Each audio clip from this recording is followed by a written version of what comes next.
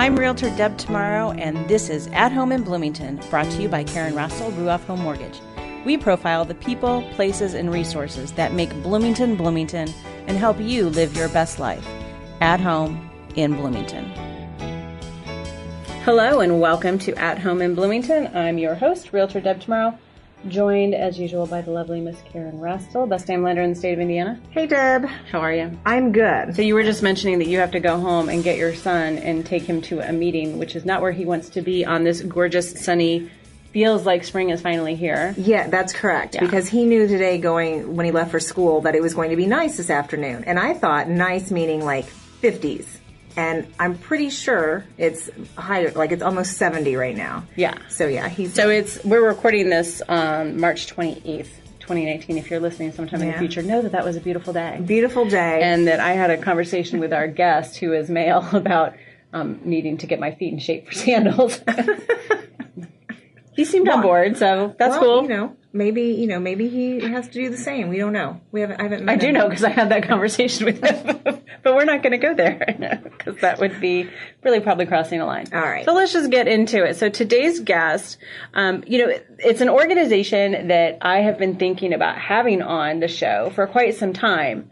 But I wasn't sure how to make it fit, because I felt like I had a misconception. And so I always love to share with my listeners when I'm completely wrong about something, right? So I had this conception that this organization was really about helping businesses. And so if you're someone who just, doesn't have your own business, I wasn't sure there was a good connection. So that's what you thought okay. I never thought that. Really? Yeah. And we tend to think a lot alike on certain things. Scarily so, yes. Yeah. No, I never thought of it like that. Okay. Well, I was wrong. Not like businesses, but it was more of the individual. Yeah, we'll talk more about it. Okay, well, we should just go ahead and spill the basket, or whatever the analogy is that I'm misquoting there. So we are welcoming Chris Emge, who is from the Chamber.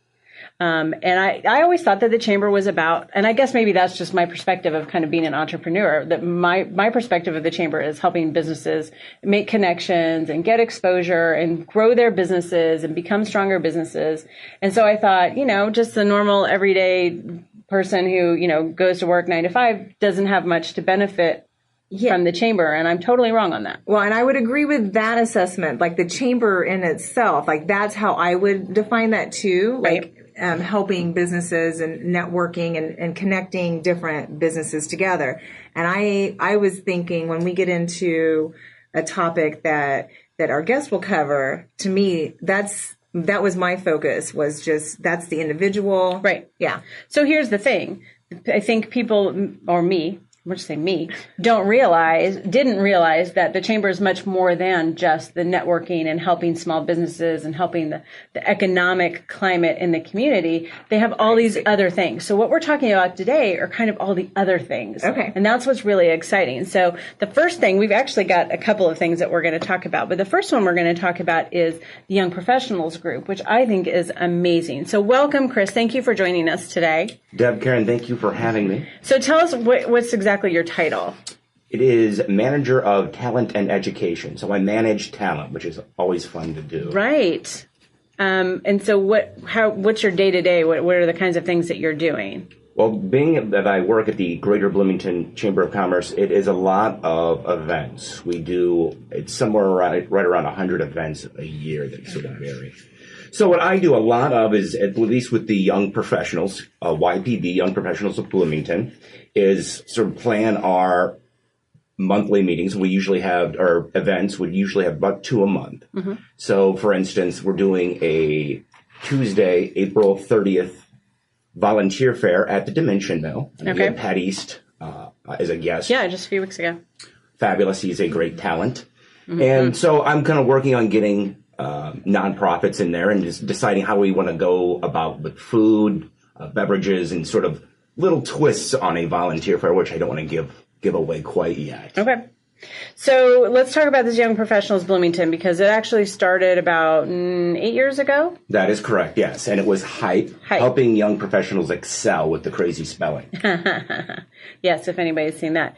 And so what was the intent? How did Well, it's the intent has always been to sort of retain talent. Mm-hmm. Bloomington traditionally is a wonderful spot for students, college students, retirees, mm-hmm. and to raise a family. Mm-hmm. Those sort of young professionals, especially if they're sort of single, not from here, are sort of tougher to sort of keep here because there's nothing tied. Mm-hmm. They're tied to the community. So we are an outlet where they can enhance themselves professionally and socially to get that bond in the community where it's much harder to leave, where they're thinking to themselves, I don't want to leave Bloomington because I'm on, an arts commission or something mm-hmm. like that ties them to this place. Right. And that's one of the reasons why when Rachel, our producer, and I were talking about shows, we struck upon we should have young professionals on because we're really about helping people find their community, find their sense of community and understanding that that's smaller groups within the greater, larger community.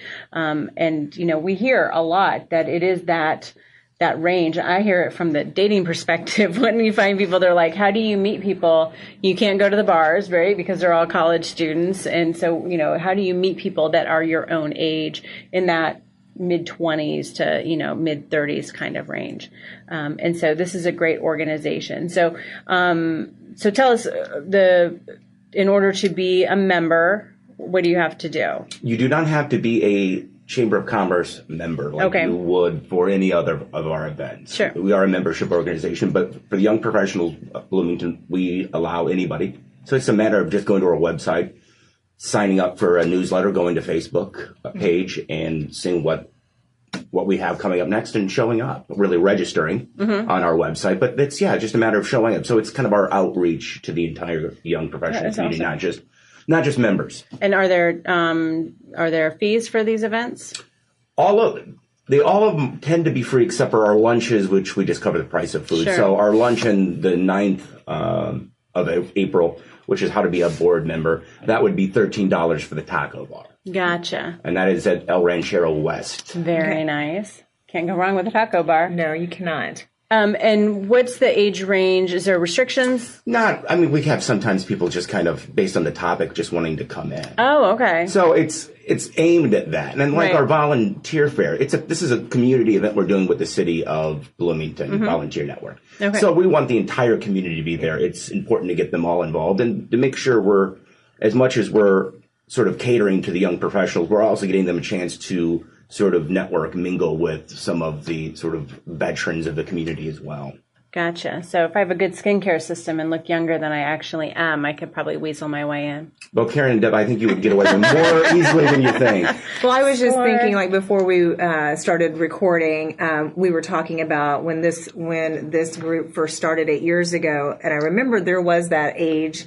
It was like a defining age between that who could join, or it was targeted for, I should say. So I didn't know, since we've both surpassed that age limit some years back, that if that was still part of the Young Professionals Bloomington, going forward. So that's what we cater to, but and why the group was sort of formed, but we have all sorts of people that sort of... Bloomington's inclusive. Yeah. Yeah. Right? There you go.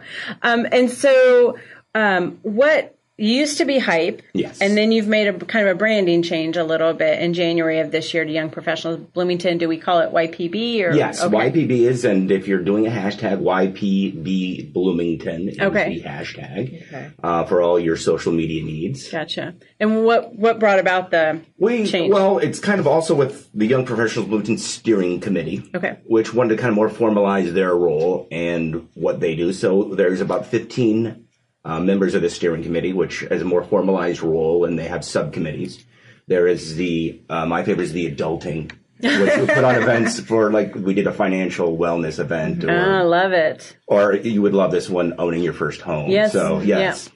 So we have a nonprofit civics one where we'll get involved with Habitat for Humanity, and then we'll do an arts one where we'll maybe do the First Friday, or I think we have an arts passport we're going to sort of put together with some partners that we're going to come out with in the fall.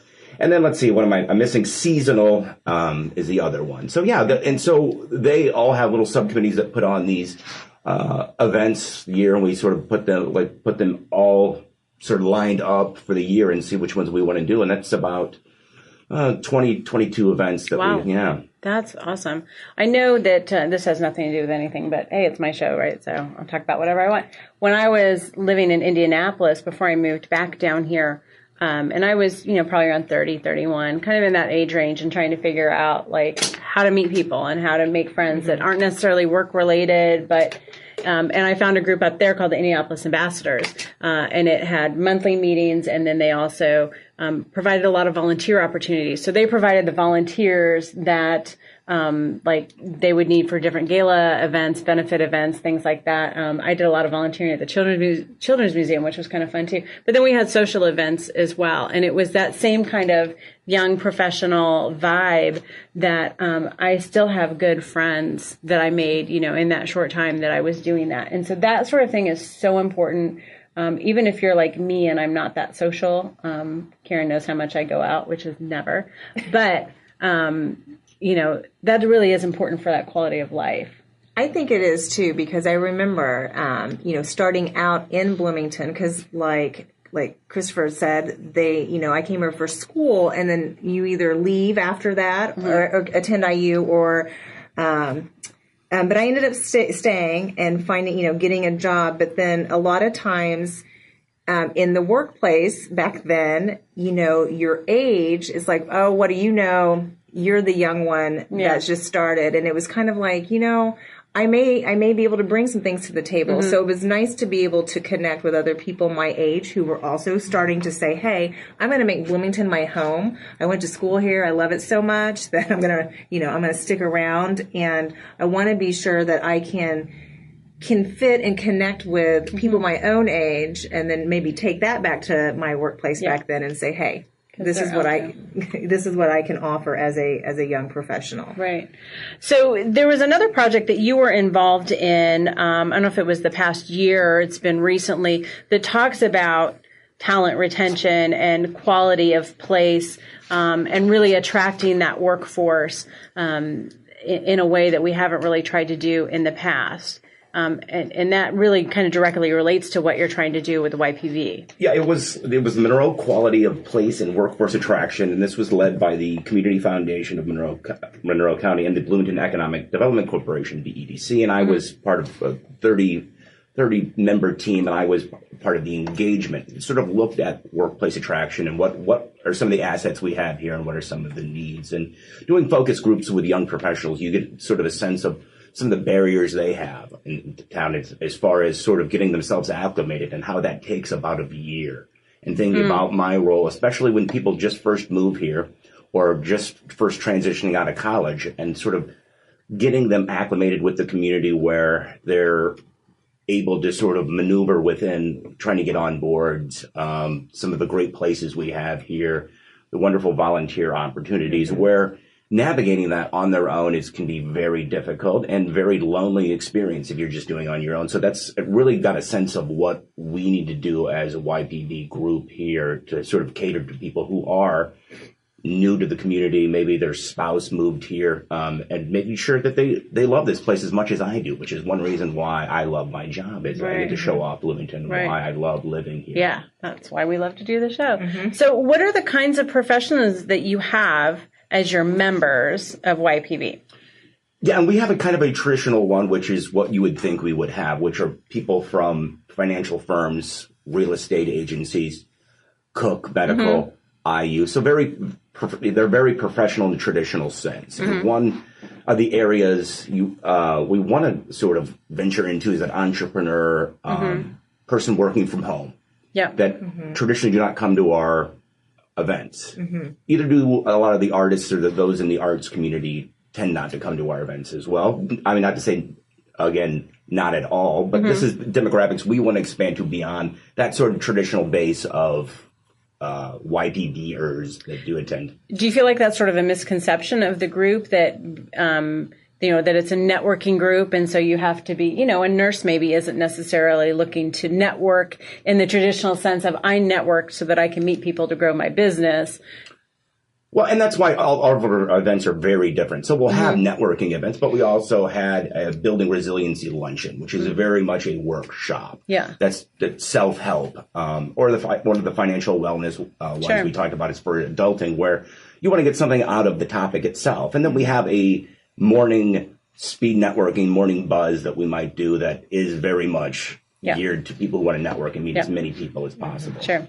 So I think the takeaway is that, anybody in any kind of profession or at any really place in their career could benefit from being involved in Young Professionals Bloomington.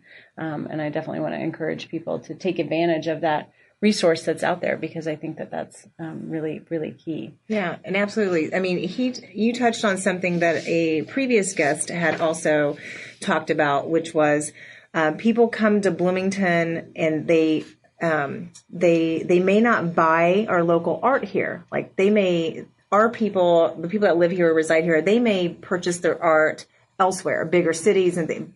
But she was trying to say, we have fantastic artwork here, and why aren't people spending their own money here? But to me, that was what I was thinking of when you were talking about how, sometimes a student is finished at school and they're like, well, nothing's really tying me here, or, I'm going to go maybe to the next big city to start my new business I want to try to launch. And so to say that Bloomington is probably one of the best places to be to start that, or to live, or to retire, and all of that.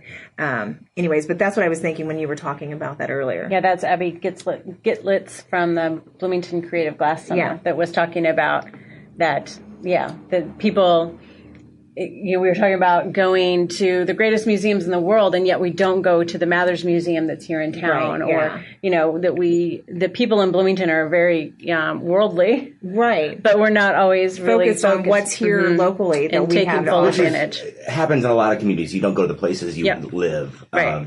But this is one great aspect of my job, is that we do have so many fabulous locations in town that we sort of get to choose from, and that I see for the first time as well. Something that I hadn't thought about. And that's why having a great committee to work with that have all of these ideas that we can sort of pick and choose. That's pretty much every single podcast that we do. Karen says, I didn't know that we had that, or I didn't know about that. I know. I always say, I've been here this is my 27th year in Bloomington, and I learned so much through these podcasts, because I'm like, I take for granted all these extra things that are right here. Like, I just walk out my front door and could take advantage of. Absolutely. All right, we've got to take a break, and when we come back, we're going to talk about some of the other cool things going on at the Greater Bloomington Chamber of Commerce. So stick around. You're at home in Bloomington. Hi, this is Karen Rastel with Ruoff Home Mortgage. Did you know that you may qualify for a renovation loan to make updates and improvements on your current house, or to purchase a fixer-upper you can turn into your dream home? Apply now for a free, no-strings-attached pre-approval to learn your options. Contact me today at 812-606-7653 to get started. Ruoff Home Mortgage is an Indiana corporation licensed by the Indiana Department of Financial Institutions. This is not an offer for extension of credit or a commitment to lend. All loans must satisfy company underwriting guidelines. Equal housing lender. NMLS number 141868. This is your Real Estate Realist. Practical advice on buying and selling real estate based on my experience closing over 800 home sales. Sometimes I feel like realtors have almost as bad a reputation as attorneys. But I want to assure you that there are lots and lots of good realtors out there who work really hard and have your best interests at heart. That being said, just picking one out of the blue to work with may not be the best strategy. So here are some things you should know about working with a realtor. Number one, picking a realtor should be your first step when you decide to buy and sell. Assemble your team first. A football coach doesn't run a play without all the team members in place and on board with the strategy. You shouldn't run a play without your team in place either. Number two, you are hiring a realtor to work for you, so you should be interviewing them to see how they fit in with your needs. Number three, the agent whose name is on the sign in front of the house you love is representing the seller and the seller's interests. You will not save money by trying to buy without your own representation. You'll pay the same and you'll have less representation than if you had your own realtor. Number four, the realtor who shows you the house is the one who would have to represent you if you want to make an offer. So pick your realtor first. Otherwise, you could end up in a sticky situation without the representation that you want. Number 5, a realtor can show you any house listed with any realtor, not just their own listings or their brokerage's listings. So again, interview a realtor, build a relationship with one you trust. They are a valuable member of your home buying or home selling team. For more information on what you need to know when working with a realtor, check out Real Real Estate Today, Episode 2. You can find it on YouTube, iTunes, and my website, www.athomeInBloomington.com. My name is Donna, and my realtor is Deb Tomorrow. When it comes time to buy or sell a home, she is the obvious choice. Deb is not your average realtor. She stands beside you all the way, before, during, and after your real estate transactions. Deb is passionate about real estate, and it shows. So just do it. Choose Deb. Now back to the show. Welcome back to At Home in Bloomington. I'm Realtor Deb Tomorrow. Thanks for listening today. We're going to get back to our guest, Chris Emge from the Greater Bloomington Chamber of Commerce. We've been talking about young professionals Bloomington and talent retention in Bloomington, which I think is a really key issue. Politicians, hear me. I think that's a key issue to keep Bloomington on the trajectory that it is on, is that we have to retain, find good talent and retain it. Otherwise, we're going to have a lot of jobs and nobody to fill them, and that's a problem too. But don't get me started. I sound like I'm on a soapbox. But I wanted to do a quick Facebook follow to start this segment out, and I definitely want to harken back to a show we did just a few episodes back with Pat East, who is Executive Director at the Dimension Mill, or The Mill. Their website is dimensionmill.org.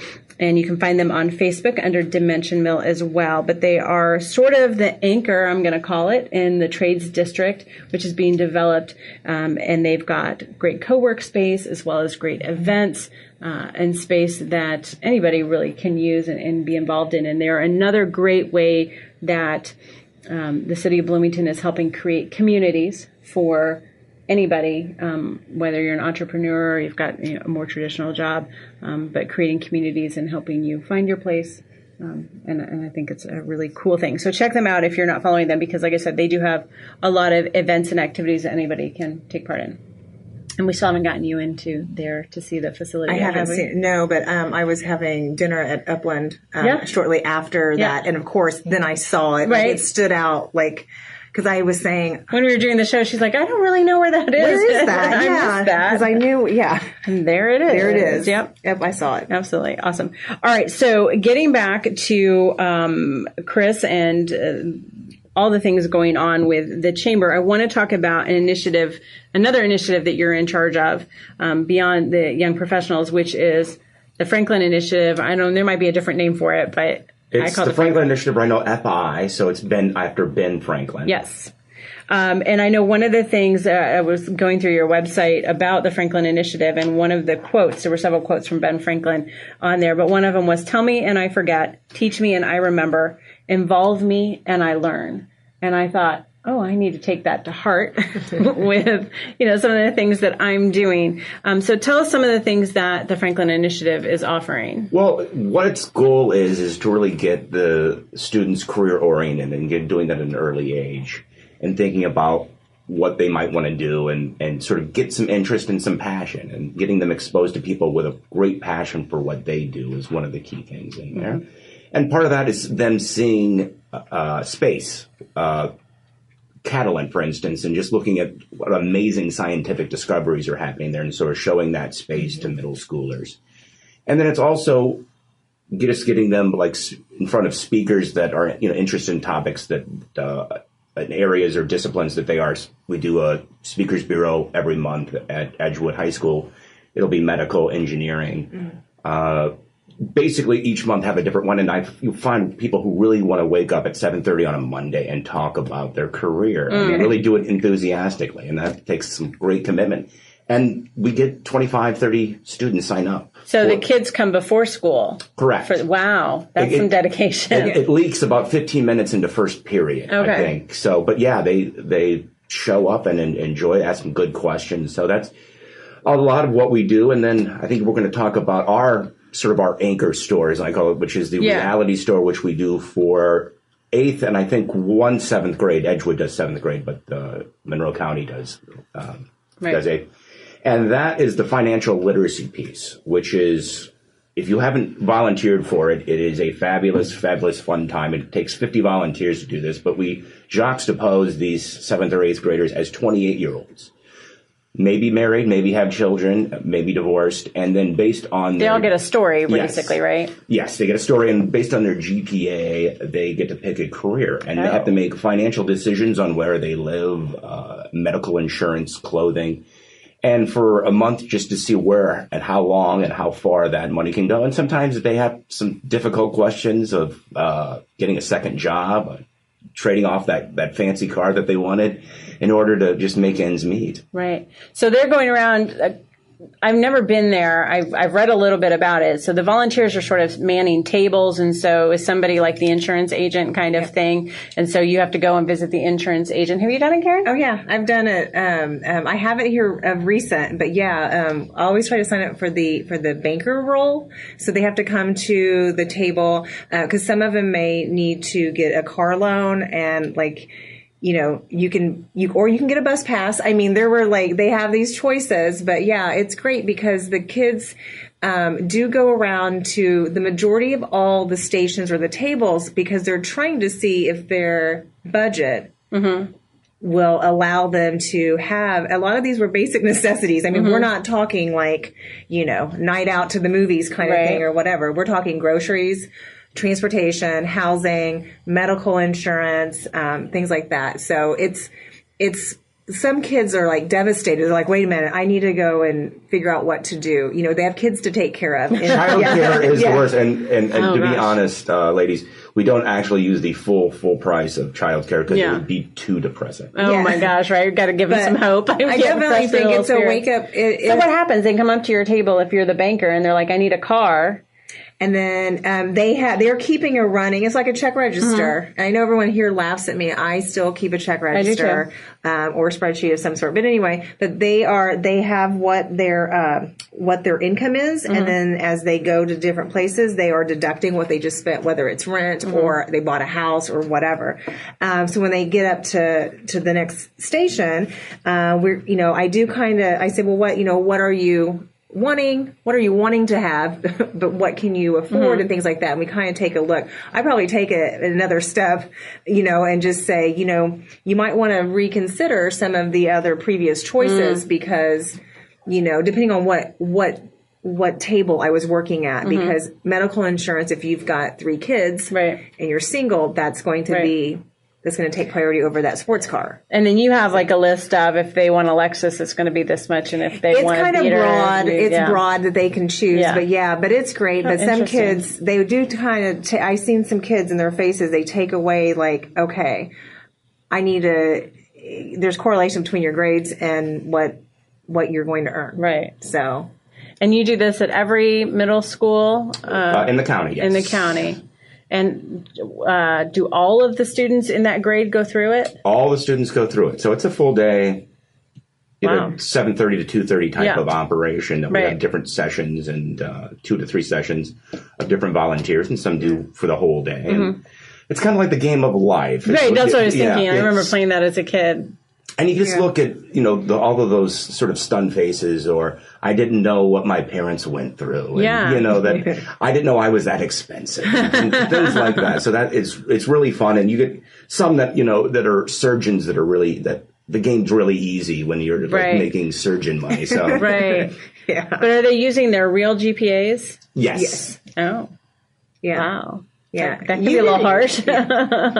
Like I said, you can, and I've done it at Edgewood. I've done it at Jackson Creek. I've been at Bachelor. I think I may have done Tri-North. I don't recall. But some of their faces, it's almost like you can hear those. The light bulb pop on. And going, okay, I need to do things differently. But no, it's a great opportunity for kids to, have that just right in the face. Like this is going to cost That's amazing. Yeah, it takes more money than we think. Do you usually do that in the spring or the fall? Both. Oh, okay. So we just kind of spread them out. Oh, gotcha. Especially with, it's volunteer intensive, so we don't want to have them too close together anyway. So speaking of which, if someone is interested in volunteering at one of these events, because it does sound kind of fun. You should at least try it once. I mean, you might be the first person that I've met that hasn't at least went to one. and volunteer. Okay. And we You have should a do it. volunteer form on the Greater Chamber of Commerce Bloomington webpage if know. you want to sign up. Callers can't see me, but I am like, yay, okay, that's something that you have yet to do, and I'm shocked because usually it's me. Right. Yeah, so Right. we'll do well, it you know, together. I'm afraid of children. So there's a little bit of These that are like going these are on. Seventh or preteens. eighth. Yeah. And Still afraid of them. What's always great is the sort of discrepancy in height where the girls at that age right. are just like Right. really tall and the boys are just Right. like stubby. Haven't quite hit there yet. Well, that's really, and is that a national Franklin initiative? Is that something just done here locally, or is that a national program? It's just our specific chamber program. Now, the Reality Store is a copyrighted. Okay. Now, we just updated the materials on that ourselves, which was kind of laborious, needless Yeah. to say, but it was necessary. So we're looking to do like a financial literacy piece in the elementary schools, and then we just started an entrepreneurial maverick challenge to sort of get what Pat's doing over at the Dimension Mill and sort of get that spirit into high schoolers who have some just really wonderful ideas about irrigation and deserts and some things that are just like this generation of students coming up. They just get smarter and smarter in that sense, where we want to harness some of that spirit and sort of give them some focus, some mentorships that really have a passion for being in business for themselves.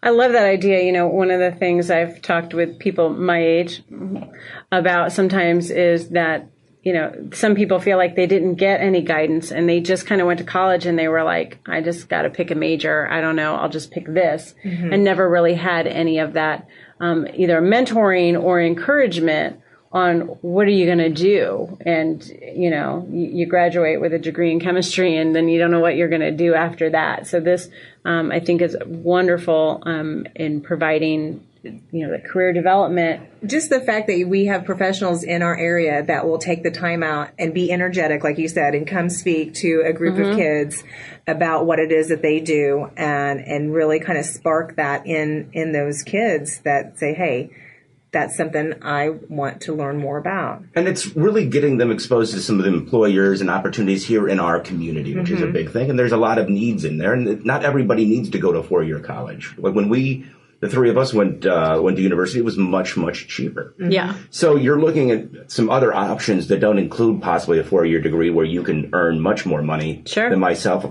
There's, for instance, auto mechanics. Fixed my car a couple of weeks ago, makes far more money than I earned, and I'm sure did not go to IU to learn the craft of auto mechanics. I know our friends at Meineke are hiring service advisors.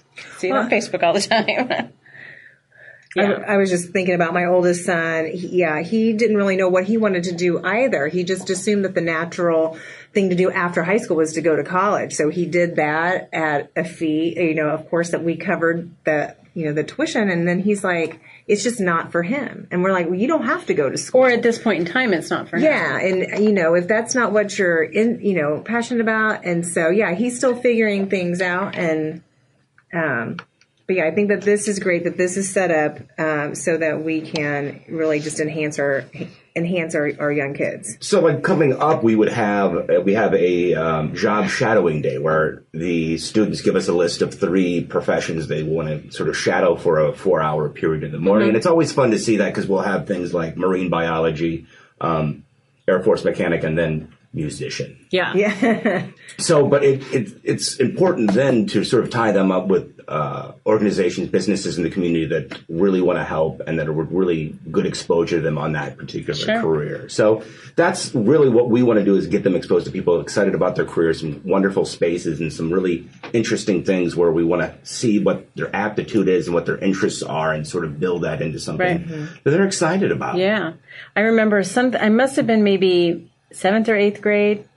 I think we had in some class that I was in, they did the mentoring thing. Maybe it was 5th grade. I don't even remember. But for some reason, I decided I wanted to be an anthropologist. I don't think I even knew what that meant. But they hooked me up with a professor at IUPUI. And basically, I just sat in a couple of his classes for the day. And, okay, that's fine. Well, guess what I ended up majoring in college? Anthropology. I don't know how that happened. And I still do not know what anthropology is. Right? So well, dirty fingernails is what I discovered, which is why I'm not an anthropologist, because when you dig in the dirt, like doing archaeology, that was a big, There you go. There's my vanity on display.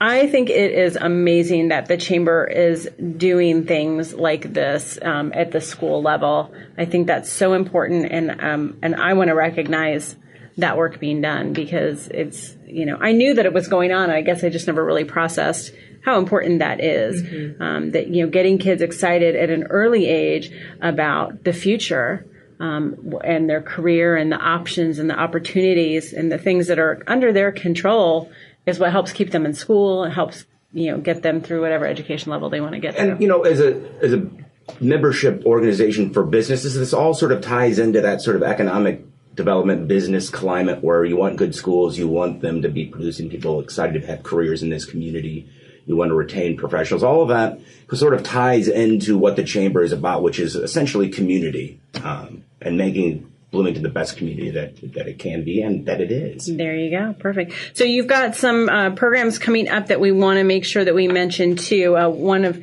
Karen and I love to go to the Chamber After Hours events, which is for Chamber members, but they're always at interesting places you kind of get to see and tour local businesses and win prizes. I never win prizes, but that's always a plus. I'm ineligible as a chamber employee, which is always the most disappointing thing. Right. The drill set looked good last year. I know. So there was one recently. You do a VIP night at the home show every year. And Bosky home show. Yes. Okay. Thank you. Yes, that's true. And so you have to be a chamber member to go, but it's always a huge event. And I was laughing because I was there with a couple of friends of mine, Cynthia and Sally, and they literally win every door prize. Every time there's always like this huge, like 20 different door prizes, and they do join. It lasts about an hour. It does, right? And they always win. And so they won. Cynthia won some dance lessons right away, and then Sally won some like vacuum cleaner thing or something. And so then we're standing there, and then I won a giant bottle of liquor. Oh, that's right. You awesome. sent me a picture, and I was like, ooh, okay. Now, do you remember the sponsor of that particular door prize? It was. Quick plug. I know. I need to give them a quick plug. I think it might have been Vasky. Okay, yeah. It was a blue bag. Yeah, probably I think it was Vasky. There was some other good stuff in there too, but anyways, it was a good bottle of whiskey. And then we were standing there watching the rest of the door prizes, and we looked at each other and said, well, we won, so I think we're done here. Like, we can't win again. But anyways, super fun. So you've got one coming up. Again, this is 2019 that we're doing this show, but in April 25th, which is at the fairgrounds, which is a big annual the prime barbecue. Time, the barbecue competition. Yeah. Food, drink, and just so many vendors. It's the biggest chamber event of the year. Yeah.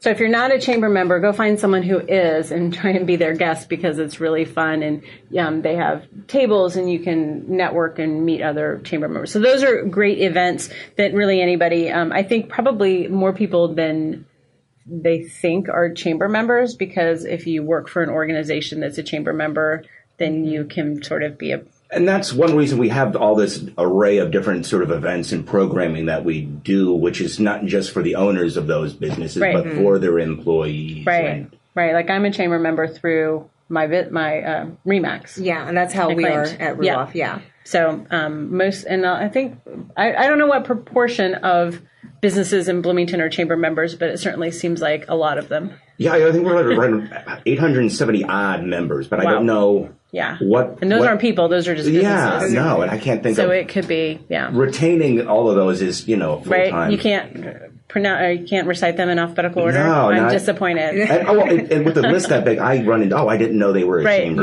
member. Yeah. Or when new members join, and then that's announced, and I'm like, oh. Well, I had no idea that they weren't already. Do you know what I mean? It might not necessarily be a new business, but they finally got it. Yeah. And the other thing I wanted to recognize the Chamber for is a lot of the awards that they give out in recognizing community members. So I know you've got the 10 under 40 awards that you do every year, which is fun. I've had several friends be recipients of those. My friend Devin a few years ago, and so that's really cool. But you also have some other award programs to recognize members of the community. Yeah, whether the Women's Excel one, we did the Franklin Initiative Educator of the Year Awards just this past month, which was touching. We had the robotics from Bloomington South that handed me an award, and did a whole little bit with that. So it was great. We have Smithville does a great job with videos on that, and it's really just touching, and especially if you love teachers and education, and they're pretty underappreciated a lot. So Yeah, we do different awards, just sort of honoring volunteerism in the community as well in our annual awards event. So we do a lot of different different ways. So that's awesome. So your website is Greater Bloomington Chamber of Commerce. I think it's GRBC, but we should have had that up. I told you I was going to ask you that question. And then also you can find them on Facebook as well. You can Google Greater You can Chamber Google, of Commerce. right? I don't know. But anyways, chamberbloomington.org. Yep, chamberbloomington.org is their website. And I just want to encourage everybody to take a look at that. Yeah, and we are not part of the city. We are a separate nonprofit, just so you know that. Mm-hmm. So membership, volunteers, donations, those are all things that help make the chamber run and help the chamber improve our community, which is something I think we all want to do. So check them out, follow them. Thank you so much for joining Karen, us today. Thank you for having me. I enjoyed myself. Yeah, appreciate it. And we will be back with another episode soon. You are at home in Bloomington. Got a show idea? I'd love to hear it. And be sure to contact me for all your real estate needs and questions too. You can email me at deb@realrealestatetoday.com and follow me on Facebook at Deb Tomorrow Realtor. To contact Karen Rastel for all your mortgage needs, call 812-606-7653 or log on to ruoff.com and go to the Bloomington Center. Thanks to all the Bloomington people who make production of At Home in Bloomington possible. Special thanks to superstar producer Rachel DiGregorio, digital guru Cynthia Hogan at Monster Digital Marketing for website design and hosting, and video genius Wes Lasher in the production house for engineering the show.